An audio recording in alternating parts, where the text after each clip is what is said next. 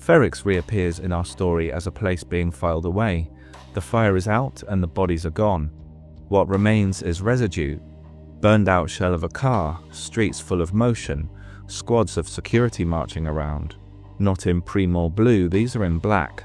ISB forces, I assume? It's been what, 3 days? 4? Ferrix is an efficient place. I'd have expected this to have been cleaned up in hours. But of course, they wouldn't have been allowed. Forensics has had to do their thing. Violence leaves residue that has to be processed slowly and formally, absorbed into procedure. This scene marks the start of a handover. Tigo's voice arrives before he does. I don't care where it goes, just get it out of here. The object is unnamed. When it becomes clear that they're still clearing out some guests, the language becomes quiet and corrosive. At first I thought we left this scene not knowing what the it was, but of course we do. He was talking about a guest, an alien guest, in a dehumanized...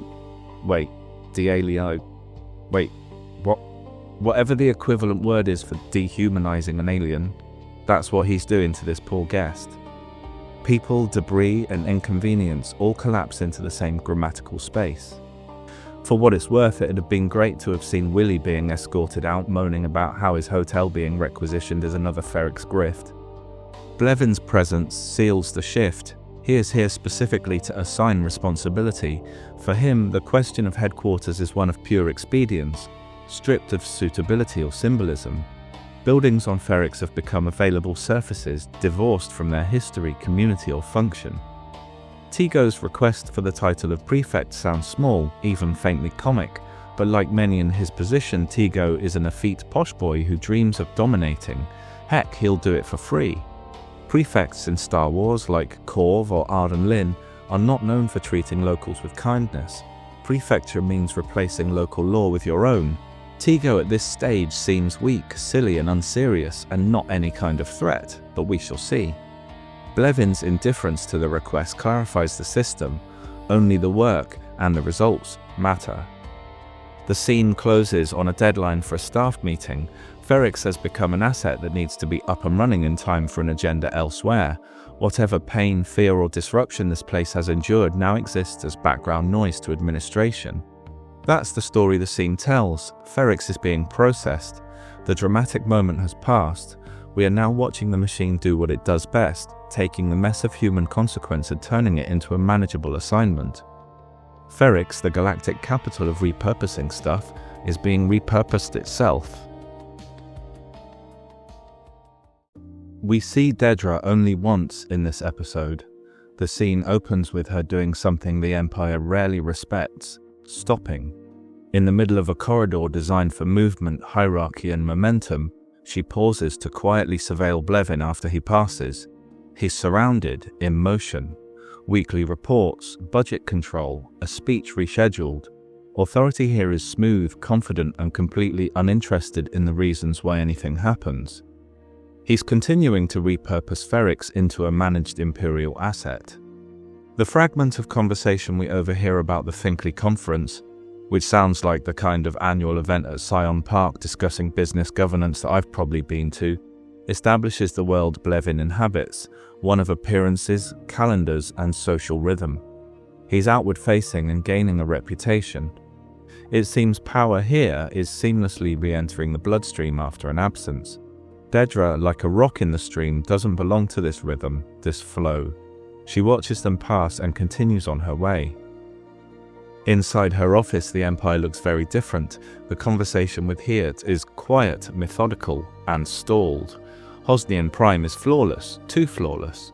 We've talked about this before. The system is creaking, is too big, too unwieldy, run by imperfect people.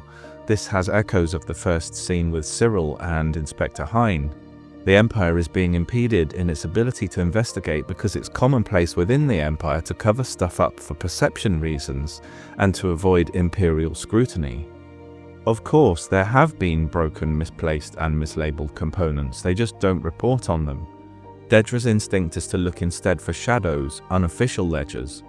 She understands that institutions that pride themselves on perfection are often the least trustworthy sources of truth. The emotional core of the scene is Dedra's doubt. She says, "I don't know what I'm doing about any of it," an extraordinary admission in a system built on certainty. Here it lists the data: Kessel, Fondor, targeting consoles from Jakku, proton warheads from Base K, the Steerguard star path. Different targets, different approaches. They don't cluster, they don't behave the way the Empire expects threats to behave. The breakthrough comes not from new information but from a shift in perspective. Dedra stops asking what the data proves and starts asking what she would do. She switches to empathetic modeling, something the Empire isn't good at. Suddenly, what looks like chaos from the outside begins to read as discipline. Randomness becomes a strategy. Here's line, "It's too random to be random," crystallizes the scene's real subject. The Empire is great at recognizing patterns that already exist, but it struggles with intention that hides inside the noise. The Empire is too big, too bureaucratic, too established in its ways to understand a threat that can adapt.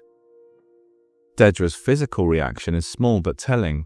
Her uniform tightens, the collar constricts. The pressure she's feeling is the sensation of pushing against the limits of what the system is designed to allow. Dedra doesn't rebel against those limits, she works inside them, just expanding the search outside office hours and incrementally, 2 files at a time. All she needs is endurance. She pops some tablets, stims. Are Pro Plus still a thing? They're caffeine pills, basically. They aren't framed as weakness or vice. We won't be getting a subplot where Dedra ends up getting screamed at to get up by a hallucination of her own psyche. That's a Babylon 5 reference. This is a practicality. The work requires stamina. That's part of the difference in approach here. Blevin converts disorder into administration and swans off to give a speech about Ferrix without understanding what really happened there or why. But Dedra, she'll sit with the disorder until it speaks to her. The scene doesn't end with revelation or victory, it ends with continuation, and that's the point. Rebellion doesn't announce its arrival, it begins as a faint, irritating sense that the numbers don't quite feel right. Dedra is dangerous to the rebellion because she's patient enough to keep looking when the rest of the corridor has moved on.